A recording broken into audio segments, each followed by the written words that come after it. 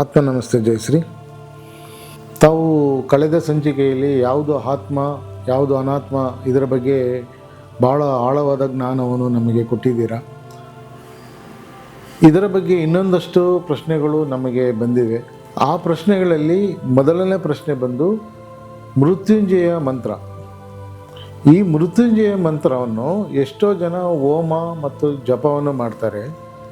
ಈ ಮೃತ್ಯುಂಜಯ ಮಂತ್ರ ಎಷ್ಟರ ಮಟ್ಟಿಗೆ ನಮಗೆ ಸಹಾಯ ಮಾಡುತ್ತದೆ? ಈ ಮೃತ್ಯುಂಜಯ ಮಂತ್ರನೇ ಅಲ್ಟಿಮೇಟಾ? ಇದನ್ನು ಬಿಟ್ಟು ಬೇರೆ ಯಾವುದಾದ್ರೂ ಮೃತ್ಯುವನ್ನು ಜಯಿಸುವುದಕ್ಕೆ ನಮಗೆ ಬೇರೆ ಏನಾದರೂ ಸಾಧನೆ ಇದೆಯಾ? ಜಯಶ್ರೀ, ಇದರ ಬಗ್ಗೆ ಸ್ವಲ್ಪ ವಿವರವಾಗಿ ತಿಳಿಸ್ಕೊಡ್ತೀರಾ? ಋತು ಸಂಜೀವಿನಿ ವಿದ್ಯೆ ಅನ್ನೋದು ಒಂದಿದೆ. ಆದರೆ ಪಂಡಿತರು ಓಕೆ,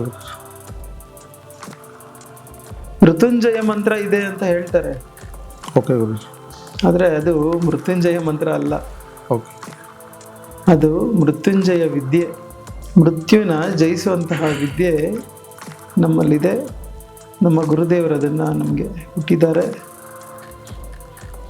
ಅದು ಮೃತ್ಯುಂಜಯ ಮಂತ್ರ ಅಲ್ಲ.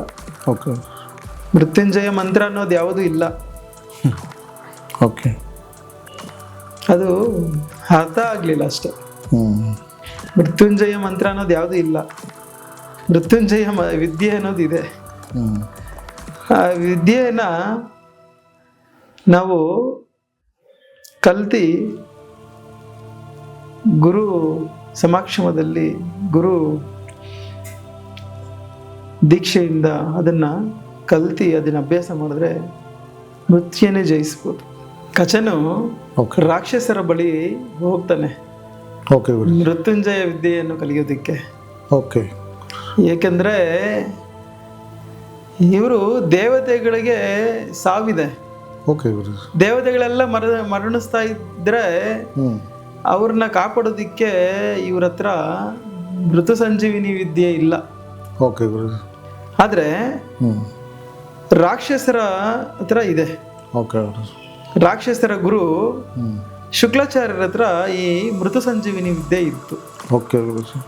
ಅವರು ರಾಕ್ಷಸರು ಮರಣಿಸಿದರೆ ಅವ್ರನ್ನ ಈ ಮೃದು ಸಂಜೀವಿನಿ ವಿದ್ಯೆಯಿಂದ ರಾಕ್ಷಸರನ್ನ ಬದುಕಿಸ್ತಿದ್ರು. ಮತ್ತೆ ಓಕೆ, ಮರಣಿಸಿರೋರ್ನ ಮತ್ತೆ ಬದುಕಿಸ್ತಿದ್ರು.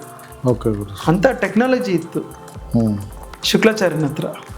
ಆದರೆ ನಮ್ಮ ದೇವತೆಗಳ ಹತ್ರ ಆ ಟೆಕ್ನಾಲಜಿ ಇರಲಿಲ್ಲ. ಓಕೆ, ದೇವತೆಗಳ ಗುರು ಬೃಹಸ್ಪತಿ. ಓಕೆ ಗುರು. ಆ ಬೃಹಸ್ಪತಿ ಹತ್ರ ಮೃತು ಸಂಜೀವಿನಿ ವಿದ್ಯೆ ಇರಲಿಲ್ಲ.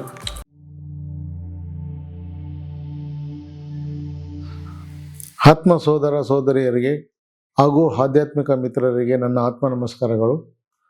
ಕಳೆದ ಸಂಚಿಕೆಯಲ್ಲಿ ನಾವು ಆತ್ಮ ಮತ್ತು ಅನಾತ್ಮದ ಬಗ್ಗೆ ನಮ್ಮ ಜಯಶ್ರೀ ಆಚಾರ್ಯವರು ತಿಳಿಸಿಕೊಟ್ಟಿದ್ದಾರೆ. ಇದೇ ವಿಚಾರದ ಬಗ್ಗೆ ಇನ್ನೊಂದಷ್ಟು ಪ್ರಶ್ನೆಗಳು ಬಂದಿವೆ. ಆ ಪ್ರಶ್ನೆಗಳು ಏನು?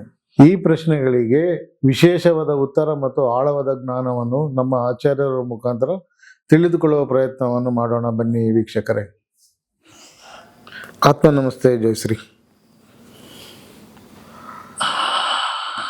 ಗುರು ಬ್ರಹ್ಮ ಗುರು ವಿಷ್ಣು ಗುರುದೇವೋ ಮಹೇಶ್ವರ ಗುರು ಸಾಕ್ಷಾತ್ ಪರಬ್ರಹ್ಮ ತಸ್ಮೈ ಶ್ರೀ ಗುರುವೇ ನಮಃ.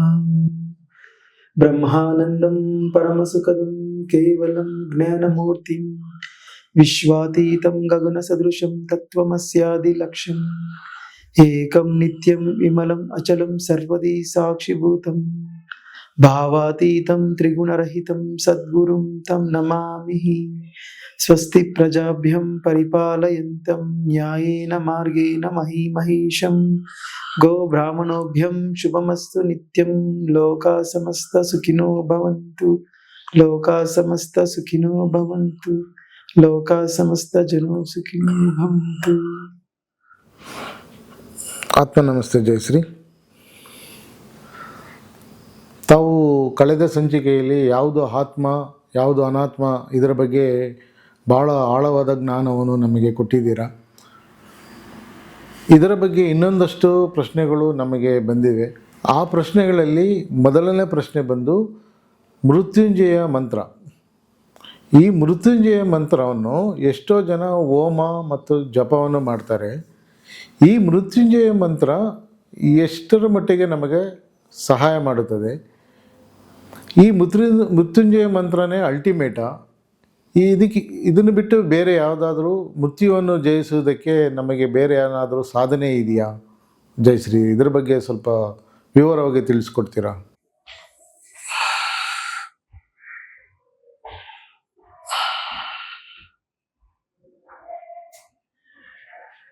ಮೃತ್ಯು ಸಂಜೀವಿನಿ ವಿದ್ಯೆ ಎನ್ನುವುದು ಇದೆ.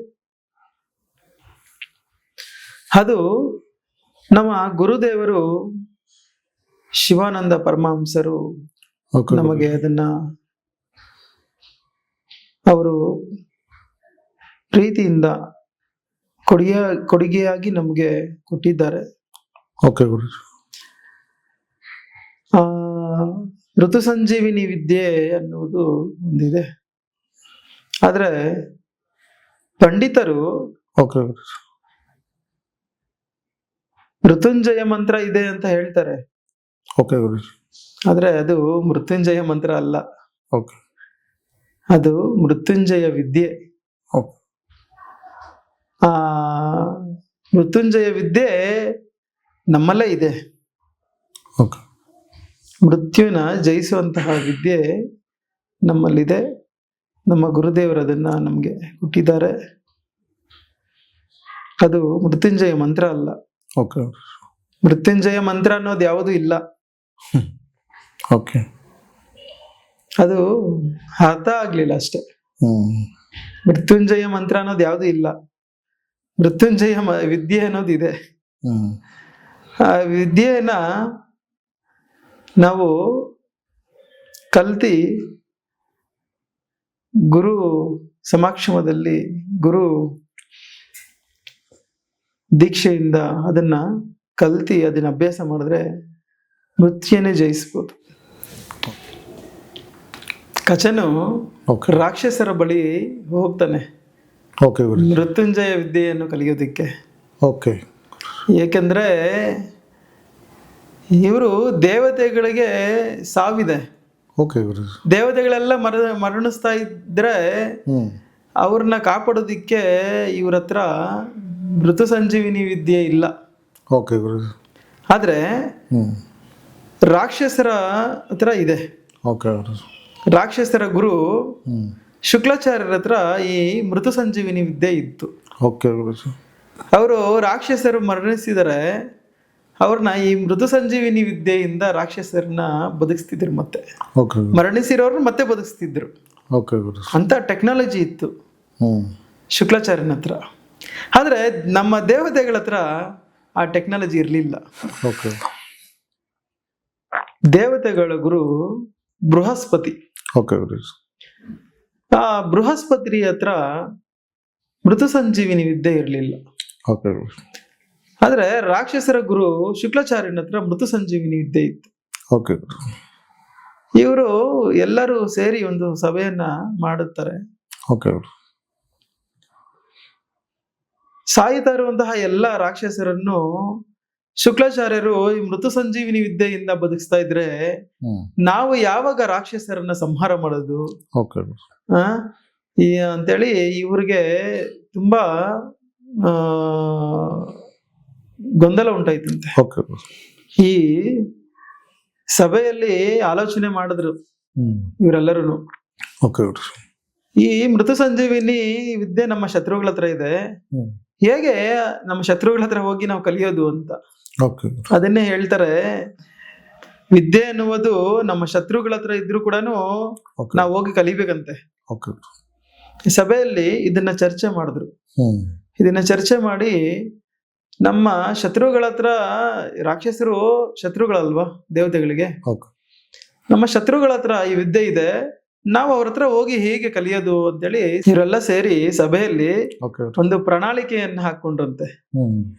ಇದು ನಮ್ಮ ಶತ್ರುಗಳ ಹತ್ರ ಇದೆ, ನಾವು ಆದ್ರೆ ವಿದ್ಯೆನ ಕಲಿಬೇಕು ಇವಾಗ ಅನಿವಾರ್ಯ, ಆದ್ರೆ ಶತ್ರುಗಳ ಹತ್ರ ಇದೆ, ಇದು ಹೇಗೆ ಅಂತೇಳಿ ಒಂದು ಪ್ರಣಾಳಿಕೆಯನ್ನು ಹಾಕೊಂಡ್ರಂತೆ ಓಕೆ ಗುರು. ಸಭೆಯಲ್ಲಿ ಎಲ್ಲರೂ ಸೇರಿ. ಆದ್ರೆ ಇದಕ್ಕೆ ಯಾರು ಅರ್ಹರು ಅಂತ ನೋಡಿದ್ರೆ ದೇವತೆಗಳಿಗೆ ಗುರು ಬೃಹಸ್ಪತಿ. ಓಕೆ. ಬೃಹಸ್ಪತಿಯ ಮಗನು ಕಚನು, ಓಕೆ. ಅವನೇ ಇದಕ್ಕೆ ಅರ್ಹನು ಅಂತೇಳಿ ಎಲ್ಲರೂ ಸೇರಿ ನಿರ್ಧರಿಸಿದ್ರಂತೆ. ಆಗ ಎಲ್ಲರೂ ಸೇರಿ ಓಕೆ. ಕಚನಿಗೆ ಹೇಳ್ತಾರೆ, ನೀನು ಹೋಗಿ ರಾಕ್ಷಸರ ಹತ್ರ ಹೋಗಿ ಈ ಮೃತು ಸಂಜೀವಿನಿ ವಿದ್ಯೆಯನ್ನ ಕಲ್ತುಕೊಂಡು ಬಾ ಅಂತೇಳಿ. ಆಗ ಕಚನು ಹೇಳ್ತಾನೆ, ಇವರು ರಾಕ್ಷಸರಲ್ಲ, ಇವರು ನಾನು ದೇವತೆಗಳ ದೇವತೆ ಗುರು ಬೃಹಸ್ಪತಿಯ ಮಗ ಅಂತ ಗೊತ್ತಾದ್ರೆ ನನ್ನನ್ನ ಸಾಯಿಸ್ಬಿಡ್ತಾರೆ, ನಾನೇನ್ ಮಾಡೋದು ಆವಾಗ ಅಂತ. ಆವಾಗ ಇವರು ಏನೇನೋ ತಲೆ ಕೆಳಗಡೆ ಹಾಕಿ ಕಾಲ್ ಮೇಲೆ ಎತ್ತಿ ಏನೇನೋ ಉಪಾಯಗಳನ್ನ ಹುಡುಕ್ತಾರೆ. ಆದ್ರೆ ಒಂದಷ್ಟು ದಿವಸ ಬೇರೆ ವೇಷದಲ್ಲಿ ನೀನು ಹೋಗಿ ದೇವತೆಗಳ ಗುರು ಶುಕ್ರಾಚಾರ್ಯರ ಹತ್ರ ಸೇವೆ ಮಾಡು ಅಂತ ಕಳಿಸ್ತಾರೆ. ಆವಾಗ ಅವರು ಹೋಗಿ ಒಂದಷ್ಟು ದಿವಸ ಸೇವೆ ಮಾಡ್ತಾ ಇರ್ತಾರೆ. ಅವ್ರ ಜೊತೆಲಿ ಇದ್ದು ಅವರು ನಾನಾ ರೀತಿ ಪ್ರಯತ್ನ ಮಾಡ್ತಾನೆ ಕಚನು ನಾನಾ ರೀತಿ ಪ್ರಯತ್ನ ಮಾಡಿದ್ರು ಕೊನೆಗೆ ವಿದ್ಯೆ ಅನ್ನೋದು ಕಲಿಸೋದಿಲ್ಲ. ಶುಕ್ಲಾಚಾರ್ಯ, ರಾಕ್ಷಸರ ಗುರು ಶುಕ್ಲಾಚಾರ್ಯ ವಿದ್ಯೆ ಅನ್ನೋದು ಕಲಿಸೋದಿಲ್ಲ. ಕೊನೆಗೆ ಇದು ಹಿಂಗಲ್ಲ ಅಂತೇಳಿ ಏನ್ ಮಾಡ್ತಾರೆ, ಇವನ್ನ ಪೀಸ್ ಮಾಡಿ ಇವನ್ನ ಕುಯ್ದು ಇವನ್ನ ಚಿಕ್ಕ ಚಿಕ್ಕ ತುಂಡುಗಳನ್ನ ಮಾಡಿ ಅದನ್ನ ಸುಟ್ಟಿ ಭಸ್ಮವನ್ನ ಮಾಡಿ ರಾಕ್ಷಸರು ಈ ಕಲ್ಲನ್ನ ಕುಡಿತಾರಲ್ವಾ, ಕಲ್ಲು ಅಂದ್ರೆ ಮದ್ಯಪಾನ. ಆ ಮದ್ಯಪಾನದಲ್ಲಿ ಏನ್ ಮಾಡ್ತಾರೆ, ಇವನ್ ಸುಟ್ಟಿರುವಂತಹ ಬೂದಿಯನ್ನ ಅದರಲ್ಲಿ ಕಲಸಿಬಿಡ್ತಾರೆ. ಆ ಬೂದಿಯನ್ನ ಕಲಸಿಬಿಟ್ಟು ಅವನಿಗೆ ಕುಡಿಸ್ಬಿಡ್ತಾರೆ ಶುಕ್ರಾಚಾರ್ಯನಿಗೆ. ಆವಾಗ ಶುಕ್ರಾಚಾರ್ಯನಿಗೆ ಸ್ವಲ್ಪ ಹೊತ್ತು ಆದ್ಮೇಲೆ ಕಚನು ಇಲ್ಲ, ಕಾಣಿಸ್ತಾ ಇಲ್ಲ, ಎಲ್ಲೋದ ಇವನು ಅಂತೇಳಿ ಅವನು ದಿವ್ಯ ದೃಷ್ಟಿಯಿಂದ ನೋಡಿದ್ರೆ ಹೊಟ್ಟೆ ಒಳಗಡೆ ಇರ್ತಾನೆ. ಅರ್ರೆ, ಹೊಟ್ಟೆ ಒಳಗಡೆ ಹೋಗಿದ್ದಾನಲ್ವಾ, ಏನೋ ಇದು ಪಿತೂರಿ ನಡೆದಿದೆ ಅಂತೇಳಿ, ಸರಿ ಮೊದಲು ಬದುಕಿಸ್ಕೊಳ್ಳೋಣ ಅವನ್ನ, ತದನಂತರ ವಿವರಿಸ್ಕೊಳ್ಳೋಣ ಅಂತೇಳಿ ಆಗ ದಿವ್ಯ ದೃಷ್ಟಿಯಿಂದ ಅಂತರ್ಮುಖವಾಗಿ ಹೋಗಿ ಒಳಗಡೆ ಇರೋ ಕಚನಿಗೆ ಹೇಳ್ತಾನೆ, ನೋಡು ಮಗು, ನಾನು ಈ ಮಹಾ ಮೃತ್ಯುಂಜಯ ವಿದ್ಯೆಯನ್ನ ನಿನ್ಗೆ ಹೇಳ್ಕೊಡ್ತೀನಿ. ಆ ವಿದ್ಯೆಯನ್ನ ಉಪಯೋಗಿಸ್ಕೊಂಡು ನೀನು ನನ್ನ ಹೊಟ್ಟೆಯನ್ನ ಸೀಳಿ ನೀನು ಈಚೆಗೆ ಬಂದು ಮತ್ತೆ ನನ್ನನ್ನು ನೀನು ಬದುಕಿಸು ಅಂತ ಹೇಳ್ತಾನೆ. ಆಗ ಆ ಮೃತ್ಯುಂಜಯ ವಿದ್ಯೆಯನ್ನ ಪ್ರಯೋಗ ಮಾಡ್ತಾನೆ ಶುಕ್ಲಾಚಾರ್ಯ, ರಾಕ್ಷಸರ ಗುರು. ಆ ಮೃತು ಸಂಜೀವಿ ವಿದ್ಯೆಯನ್ನ ಪ್ರಯೋಗ ಮಾಡಿ ಆ ಪ್ರಯೋಗದಿಂದ ಅವನು ಈಚೆಗೆ ಬರ್ತಾನೆ. ಹೊಟ್ಟೆಯನ್ನ ಸೀಳ್ಕೊಂಡು ಈಚೆಗೆ ಬಂದ್ಮೇಲೆ ಮತ್ತೆ ಇವನ್ ಸಾತ್ ಹೋಗ್ತಾನೆ ಶುಕ್ಲಾಚಾರ್ಯ. ಆ ಸಾಯ್ತಾ ಇರುವಂತ ಶುಕ್ಲಾಚಾರ್ಯನ ಮತ್ತೆ ಏನ್ ಮಾಡ್ತಾನೆ, ಆ ವಿದ್ಯೆನ ಹೇಳ್ಕೊಟ್ಟಿರ್ತಾನಲ್ಲ, ಆ ವಿದ್ಯೆಯಿಂದ ಮತ್ತೆ ಇವನ್ ಬದುಕಿಸ್ತಾನೆ ಗುರುನ.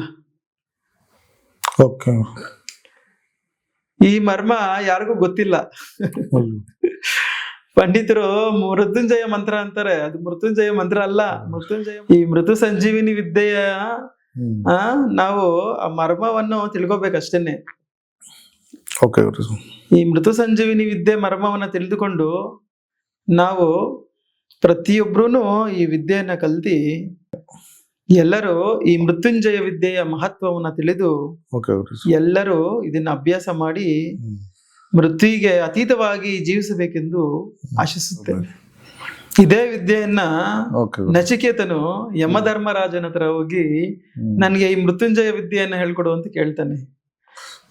ಎಲ್ಲರನ್ನು ನೀನು ನಿನ್ನ ಹೊಟ್ಟೆಯಲ್ಲಿ ಇಟ್ಕೊಂತಿದ್ಯಾ, ಎಲ್ಲ ಜೀವರಾಶಿಗಳನ್ನು ನಿನ್ನ ಹೊಟ್ಟೆಯಲ್ಲಿ ಇಟ್ಕೊಂತ ಇದೆಯಲ್ಲ, ನೀನು ನನ್ಗೆ ಆ ರಹಸ್ಯವನ್ನ ಹೇಳ್ಕೊಡು ಅಂತ ಹೇಳ್ತಾನೆ. ಮೃತ್ಯುನ ಜಯಿಸುವಂತ ರಹಸ್ಯವನ್ನ ಹೇಳ್ಕೊಡು ಅಂತ. ಆ ಯಮಧರ್ಮ ರಾಜ ಏನೇನೋ ಹೇಳ್ತಾನೆ. ನೋಡು, ಇಂದ್ರನ್ಗೆ ಅರ್ಥ ಆಗ್ಲಿಲ್ಲ, ಚಂದ್ರನ್ಗೆ ಅರ್ಥ ಆಗ್ಲಿಲ್ಲ, ಸೂರ್ಯನ್ಗೆ ಅರ್ಥ ಆಗ್ಲಿಲ್ಲ, ಇದು ತುಂಬಾ ಕಷ್ಟ, ಅಷ್ಟು ಸುಲಭ ಅಲ್ಲ ಅರ್ಥ ಆಗೋದು. ನೀನ್ ಬೇರೆ ಏನಾದ್ರು ಕೇಳು ಬಾಲಕ. ಕೊನೆಯದಾಗಿ ನನಗೆ ಎಲ್ಲಾ ಜೀವರಾಶಿಗಳನ್ನ ನೀನ್ ಹೊಟ್ಟೆಲಿ ಇಟ್ಕೊಂತ ಇದೀಯಾ, ನನ್ಗೆ ಆ ಮೃತ್ಯುವಿನ ಜಯಿಸುವಂತಹ ರಹಸ್ಯ ಹೇಳ್ಕೊಡು ಅಂತ ಕೇಳ್ತಾನೆ. Okay. ಆಗ ಯಮಧರ್ಮರಾಯ ಹೇಳ್ತಾನೆ, ನೋಡು ಇಂದ್ರನು ಚಂದ್ರನು ಮತ್ತೆ Okay. ಸೂರ್ಯನಿಗೆ ಅರ್ಥ ಆಗ್ಲಿಲ್ಲ, ನಿನ್ಗೇನ್ ಅರ್ಥ ಆಗುತ್ತೆ ಬಾಲಕ? Okay, ಗುರುಸ್. 300 ಮುಕ್ಕೋಟಿ ದೇವತೆಗಳಿಗೂನು ಇದು ಅರ್ಥ ಆಗ್ಲಿಲ್ಲ, ನೀನೇನ್ ಅರ್ಥ ಮಾಡ್ಕೊಂತೀಯ? ನೀನ್ ಬೇರೆ ಏನಾದ್ರೂ ವೈಭೋಗಗಳು ಮತ್ತೆ ಒಳ್ಳೆ ಒಳ್ಳೆ ವಾಹನಗಳು ಭೋಗ ವೈಭೋಗಗಳನ್ನ ನೀನು ಕೇಳು, ಏನ್ ಬೇಕಾದ್ರೂ ನಾನು ಕೊಡ್ತೀನಿ, ಇದು ನಿನ್ಗೇನು ಬೇಕಾಗಿಲ್ಲ ಅಂತ ಹೇಳ್ತಾನೆ. ಇಲ್ಲ ಇಲ್ಲ ಆತರ ಆಗೋದಿಲ್ಲ ಅಂತ ಹಠ ಹಿಡಿತಾನೆ ನಚಿಕೇತನ. ಎಲ್ಲವನ್ನು ದಾನ ಧರ್ಮ ಮಾಡ್ತಾನೆ. Okay, ಗುರುಸ್. ಇರೋ ಎಲ್ಲವನ್ನು ದಾನ ಧರ್ಮವನ್ನು ಮಾಡಿ ಕೊನೆಗೆ ಅವನ ಹತ್ರ ಏನು ಇಲ್ದಿರೋ ಪರಿಸ್ಥಿತಿಗೆ ಬರುತ್ತದೆ. ಇನ್ನ ಏನಕ್ಕೂ ಕೆಲ್ಸಕ್ಕೆ ಬರ್ದಿರಂತ ಒಂದಷ್ಟು ಗೋವುಗಳಿರ್ತವೆ. Okay. ಆ ಗೋವುಗಳನ್ನು ಕೂಡ ದಾನ ಮಾಡ್ಬೇಕು ಅಂತೇಳಿ ಹೋದಾಗ ಇವನಿಗೆ ಏನನ್ಸತ್ತೆ, ಮಗನಿಗೆ ನಚಿಕೇತನಿಗೆ, ಅರ ನಮ್ಮ ತಂದೆ ಯಾರಿಗೂ ಕೆಲ್ಸಕ್ಕೆ ಬರ್ತಾರಂತ ಗೋವುಗಳನ್ನ ದಾನ ಮಾಡ್ತಾನೆ, ಅದರಿಂದ ಪಾಪ ಬರ್ತದೆ, ಯಾರಿಗೂ ಕೆಲ್ಸಕ್ಕೆ ಬರ್ದೇ ಇರೋದನ್ನ ದಾನ ಮಾಡಬಾರ್ದಂತೆ ನಾವು. Okay, okay. ನೋಡಿ, ಇದನ್ನ ನಾವು ಅರ್ಥ ಮಾಡ್ಕೋಬೇಕು. ಕಠೋಪನಿಷತ್ತಲ್ಲಿ ನಚಿಕೇತನ ಬಗ್ಗೆ ಮತ್ತೆ ಯಮಧರ್ಮರಾಯನ ಬಗ್ಗೆ ಇದೆ Okay. ಸಂಪೂರ್ಣವಾಗಿ. ಕಠೋಪನಿಷತ್ತು ಓದಿದ್ರೆ ಅರ್ಥ ಆಗುತ್ತೆ. Okay. 108 ಉಪನಿಷತ್ತಲ್ಲಿ ಅದು, ದಶೋಪನಿಷತ್ತಲ್ಲಿ ಅದೊಂದು. Okay. ಮುಂದಿನ ದಿನಗಳಲ್ಲಿ ಅದ್ರ ಬಗ್ಗೆ ತಿಳಿಸ್ಕೊಡಿ ಗುರುಸ್. ಖಂಡಿತ ಅದ್ರ ಬಗ್ಗೆ ಸ್ಪಷ್ಟವಾಗಿ ಮತ್ತೆ ಅದನ್ನ ತುಂಬಾ ಸೈಂಟಿಫಿಕ್ ಆಗಿ ತಿಳ್ಕೊಳ್ಳೋಂತ ಪ್ರಯತ್ನಗಳನ್ನ ಮಾಡೋಣ. ಆಯ್ತು. ಹಾಗಾಗಿ ಅವರು ಏನ್ ಮಾಡ್ತಾರೆ ಅಂತಂದ್ರೆ, ಇವನು ಕೆಲ್ಸಕ್ಕೆ ಬರ್ತಾ ಇರೋಂತಹ ಯಾರಿಗೂ ಕೆಲ್ಸಕ್ಕೆ ಬರ್ತಾ ಇರೋಂತಹ ಜೀವಗಳನ್ನ ಅಂದ್ರೆ ಗೋವುಗಳನ್ನ Okay. ದಾನ ಮಾಡಕ್ ಹೊರಟಿರ್ತಾನೆ. Okay, ಗುರುಸ್. ಇದು ಇದಾಗ್ಬಿಡ್ತದಲ್ಲ, ನಮ್ಮ ತಂದೆಯವ್ರಿಗೆ ಈ ಕಳಂಕ ಬರಬಾರ್ದು, ಈ ಇದಾಗಬಾರ್ದು, ಪಾಪ ಬರಬಾರ್ದು ಅಂತೇಳಿ, ತಂದೆ ನೀನು ನನ್ನನ್ನ ಯಾರು ದಾನ ಮಾಡ್ತೀಯ ಅಂತ ಕೇಳಿದಾಗ ಇವನು ನೀನು ಹೋಗು ಆ ಕಡೆ ಹೋಗು ಅಂತಾನೆ ಇವ್ನು ಕೇಳೋದಿಲ್ಲ. ಪದೇ ಪದೇ ಹೋಗಿ ಕೇಳ್ತಾ ಇರ್ತಾನೆ. ಎಲ್ಲವನ್ನೂ ದಾನ ಮಾಡ್ಬಿಟ್ಟೆ, ಕೊನೆಗೆ ಇವಾಗ ನನ್ನನ್ನ ಯಾರಿಗೆ ದಾನ ಮಾಡ್ತೀಯ ತಂದೆ ಅಂತ ಕೇಳಿದಾಗ, ನಿನ್ನ ಯಮನಿಗೆ ದಾನ ಮಾಡ್ತೀನಿ ಅಂತ ಹೇಳ್ಬಿಡ್ತಾನೆ ಬಾಯ್ ತಪ್ಪಿ. ಆವಾಗ ಇವನು ಮತ್ತೆ ಅವನೇನೋ ತಮಾಷೆಗೆ ಹೇಳ್ತಾನೆ, ಆದ್ರೆ ಅದನ್ನ ಪಿತೃ ಪರಿಪಾಲತೆ ಅಲ್ಲಿ ಅವ್ರ ತಂದೆ ಹೇಳಿರೋದನ್ನ ನಡಿಬೇಕು, ಅದನ್ನ ಇದು ಮಾಡಿದ್ರೆ ಸಮಾಜ ಕೂಡ ಇದನ್ನ ರಾಜ ಏನ್ ಮಾಡ್ತಾನೋ ಸಮಾಜ ಕೂಡ ಅದನ್ನ ಸ್ವೀಕರಿಸುತ್ತಲ್ವಾ. ಖಂಡಿತ.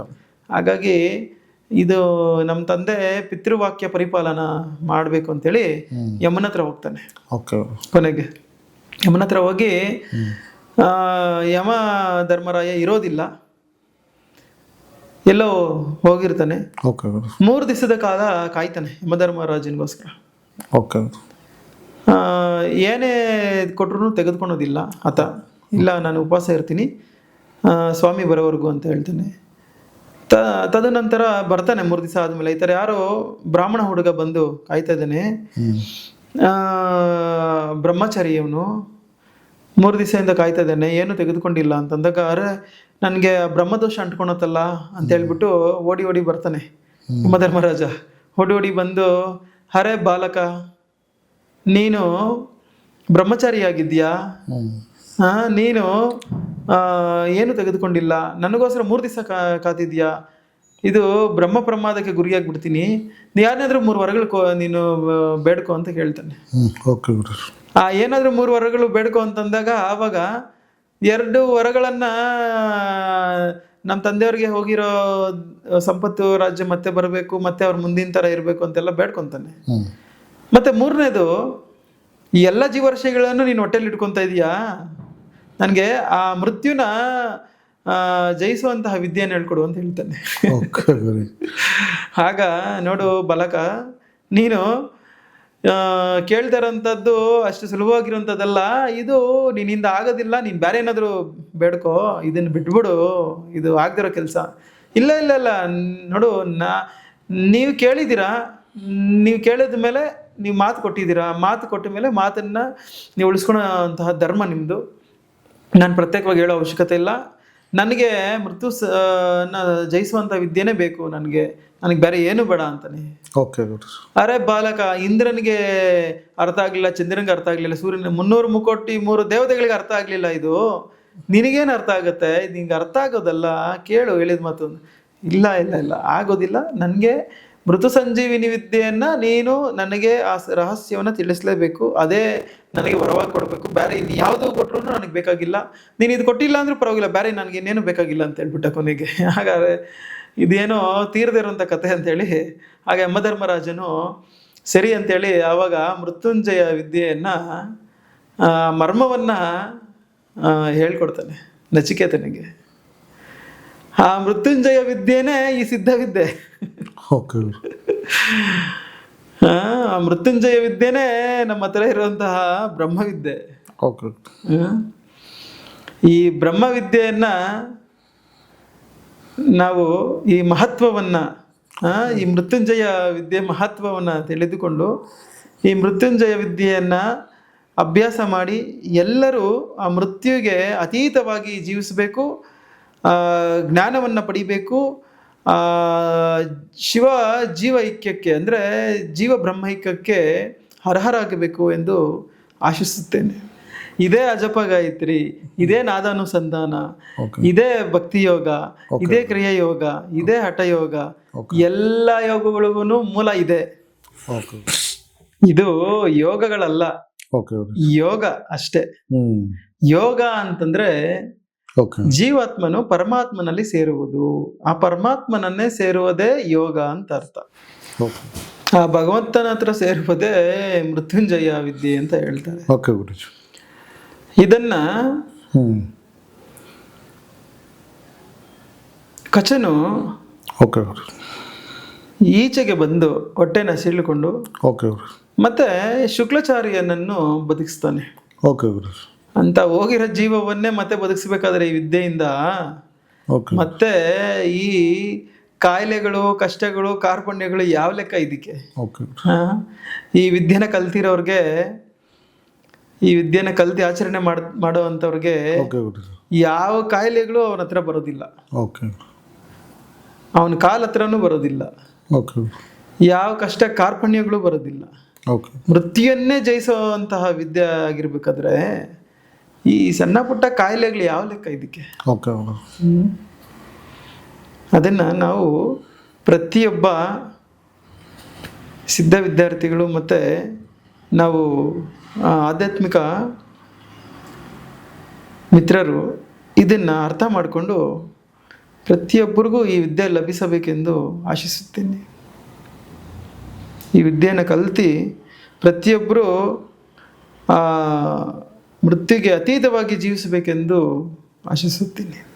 ಇದು ನಮ್ಮ ವಿದ್ಯಾರ್ಥಿಗಳಿಗೆ ಸರಿಯಾಗಿ ತಲೆ ಕೆಲಸ ಮಾಡೋದಾದ್ರೆ ಈ ವಿದ್ಯೆಯನ್ನ ಎಷ್ಟು ಪೋಷಣೆಯನ್ನ ಮಾಡಬೇಕು, ಇದನ್ನ ನಾವೆಷ್ಟು ಸಂರಕ್ಷಿಸ್ಕೋಬೇಕು, ನಾವು ಅದನ್ನ ಕಲಿತು ಅಭ್ಯಾಸವನ್ನು ಮಾಡಿ ನಾವು ನಮ್ಮ ಕುಟುಂಬಗಳಿಗೂ ಅದನ್ನು ಹಂಚಿ ಇತರರಿಗೂ ಹಂಚೋ ಪ್ರಯತ್ನವನ್ನು ಮಾಡಬೇಕು. ನಾವೇನಾದರೂ ಯಾರಿಗಾದ್ರೂ ಕೊಡಬೇಕು ಅಂತಂದ್ರೆ ಈ ವಿದ್ಯೆಯನ್ನೇ ಕೊಡಿಸ್ಬೇಕು. ನಮ್ಮ ಸ್ನೇಹಿತರಿಗಾಗಲಿ ಮತ್ತೆ ಕುಟುಂಬದವ್ರಿಗಾಗಲಿ ಮತ್ತೆ ಇತರರಿಗಾಗಲಿ ಸಮಾಜಕ್ಕಾಗಲಿ ನಾವೇನಾದರೂ ಒಳ್ಳೇದು ಮಾಡಬೇಕು ಅಂತಂದರೆ ಈ ವಿದ್ಯೆಯನ್ನು ಕೊಡೋದ್ರ ಮುಖಾಂತರನೇ ಒಳ್ಳೇದು ಮಾಡಬೇಕು ಅವ್ರಿಗೆ. ಯಾಕಂದರೆ ನಾವು ಎಷ್ಟೋ ಪಾಸ್ತಿಯನ್ನು ದುಡ್ಡನ್ನು ಗಳಿಸ್ತೀವಿ, ಎಷ್ಟೋ ಹೆಸರುಗಳನ್ನು ಗಳಿಸ್ತೀವಿ, ಎಷ್ಟೋ ಮರ್ಯಾದೆಗಳನ್ನು ನಾವು ಪಡೆಯುವಂಥ ಪ್ರಯತ್ನಗಳು ಮಾಡ್ತೀವಿ. ಅವೆಲ್ಲ ಕೂಡ ಈ ಉಪಾಧಿ ಇರೋವ್ರಿಗಷ್ಟೇ ಕೆಲ್ಸಕ್ಕೆ ಬರ್ತದೆ. ತದನಂತರ ಇದು ಯಾವುದೂ ಕೆಲ್ಸಕ್ಕೆ ಬರೋದಿಲ್ಲ. ಯಾವುದಾದ್ರೂ ಕೆಲ್ಸಕ್ಕೆ ಬರೋದೊಂದಿದೆ ಅಂತಂದರೆ ಅದು ಈ ವಿದ್ಯೆನೇ. ಅಂಥ ಮಹಾನ್ ವಿದ್ಯೆಯನ್ನು ನಾವು ಕಲಿತ್ಕೊಂಡು ಅದನ್ನು ನಿರಂತರವಾಗಿ ಅಭ್ಯಾಸದಲ್ಲಿದ್ದು ನಮ್ಮ ಕುಟುಂಬಕ್ಕೂ ಅದನ್ನು ಕೊಡಿಸುವಂಥ ಪ್ರಯತ್ನವನ್ನು ಮಾಡಬೇಕು. ಅಷ್ಟೇ ಆದರೆ ಸಾಲದು, ನಾವು ಸ್ವಾರ್ಥಿಗಳಾಗ್ತೀವಿ. ನಾವು ನಮ್ಮ ಸ್ನೇಹಿತರಿಗೆ ಮತ್ತು ಸಮಾಜಕ್ಕೂ ಕೂಡ ಇದನ್ನು ಕೊಡಿಸುವಂಥ ಪ್ರಯತ್ನವನ್ನು ಮಾಡಬೇಕು. ಆದರೆ ಕೆಲವರಿಗೆ ಇದು ಅರ್ಥ ಆಗಿಲ್ಲ. ಅರ್ಥ ಆಗೋ ಅವಶ್ಯಕತೆ ಇಲ್ಲವೇ ಇಲ್ಲ. ಇಲ್ಲಿ ಅರ್ಥ ಆಗಬೇಕು ಅಂತಂದರೆ ಅವನು 3 ಸ್ಥಿತಿಗಳನ್ನು ದಾಟಿ 4ನೇ ಸ್ಥಿತಿಗೆ ಹೋಗ್ಬೇಕು. ಆ 4ನೇ ಸ್ಥಿತಿಗೆ ಹೋಗೋದಕ್ಕೆ ಗ್ಯಾರಂಟಿನೇ ಇಲ್ಲ ಅವನು ಹೋಗ್ತಾನ ಇಲ್ವಂತ. ಅವನು ಕುಲ್ಡಾಗಿ ಮಾಡ್ಕೊಂಡು ಹೋಗ್ತಾ ಇರಬೇಕು, ಬ್ಲೈಂಡ್ ಆಗಿ ಗುರು ಮೇಲೆ ಭಾರ ಹಾಕಿ ಮಾಡ್ಕೊಂಡು ಹೋಗ್ತಾ ಇರಬೇಕು. ಯಾಕಂದ್ರೆ ಇಲ್ಲಿ ಶಾಸ್ತ್ರ ಪ್ರಮಾಣ ಇದೆ, ಎರಡನೇದು ಪರಂಪರೆ ಇದೆ. ನಮಗೆ ಯಾವುದು ಭಯ ಇಲ್ಲ. ಇಲ್ಲಿ ಯಾವುದೇ ರೀತಿ ನಮಗೆ ಸಮಯ ವ್ಯರ್ಥ ಆಗಲಿ ಮೋಸ ಆಗೋದಾಗ್ಲಿ ಆಗೋದಿಲ್ಲ. ಓಕೆ. ಹಾಗಾಗಿ ಗುರು ಮೇಲೆ ಭಾರ ಹಾಕಿ ನಾವು ಬ್ಲೈಂಡ್ ಆಗಿ ಮಾಡ್ಕೊಂಡು ಹೋಗ್ತಾ ಇರಬೇಕು. ಓಕೆ. ಮಾಡ್ಕೊಂಡು ಹೋಗ್ತಾ ಇದ್ರೆ ನಿರಂತರವಾಗಿ ಅವನಿಗೆ ಅನುಭವಕ್ಕೆ ಬರುತ್ತೆ. ಆವಾಗ ಅವನಿಗೆ ಆತ್ಮ ಸಾಕ್ಷಾತ್ಕಾರ ಅನ್ನೋದು ನಡೆಯುತ್ತೆ. ಆಗ ಅರ್ಥ ಆಗುತ್ತೆ ನಾನೇನು ಮಾಡಿದೆ, ನಾನು ಏನಿದು ಅನ್ನೋ ಸಮಾಚಾರ ಆವಾಗ ಅರ್ಥ ಆಗೋದು. ಫಸ್ಟೇ ಎಲ್ಲ ಅರ್ಥ ಆಗುತ್ತೆ. ಈಗ ನಾವು ಹೋಗ್ಬಿಟ್ಟು ನನಗೆ ಡಿಗ್ರಿ ಬಗ್ಗೆ ಫಸ್ಟೇ ಅರ್ಥ ಆಗಿಲ್ಲ ಅಂದರೆ, ಓಕೆ, ಫಸ್ಟು ಪ್ರೈಮರಿಯನ್ನು ನಾವು ಕಂಪ್ಲೀಟ್ ಮಾಡಬೇಕು.